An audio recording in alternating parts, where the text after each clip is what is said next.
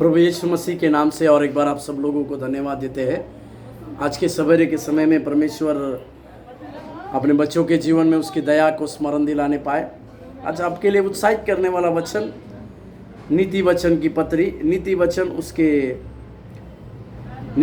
उसके 3 अध्याय का 5वां वचन, नीति वचन 3 अध्याय के 5वें वचन। तू अपनी समझ का सहारा ना लेना, वरन संपूर्ण मन से यहोवा पर भरोसा रखना।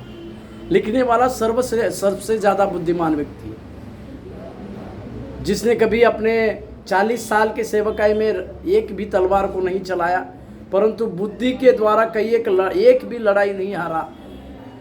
वो सोलोमन जिसने परमेश्वर के भवन को परमेश्वर के लिए बनाया, वो अपने जीवन में हर एक चीज़ की बातों को नज़दीक से जानता था, हर एक सुख की बातों को नज़दीकता से जानता था।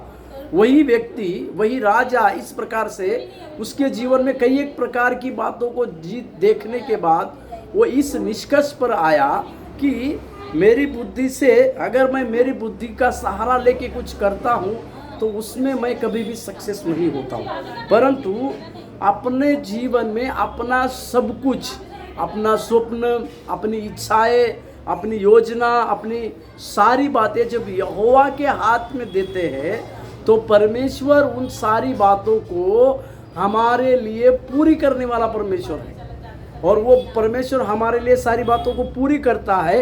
इस विषय को सोलोमन राजा अपने जीवन में समझ पाया। इसी के लिए वो कहता है कि अपनी बुद्धि का सहारा नहीं लेना है, परंतु अपने हर एक कामों में, अपना हर एक काम परमेश्वर के ऊपर भरोसा रख के करना है। क्योंकि जब कभी भी हम परमेश्वर के ऊपर भरोसा रखकर करते हैं तो वो परमेश्वर हमें कभी भी धोखा नहीं देता है।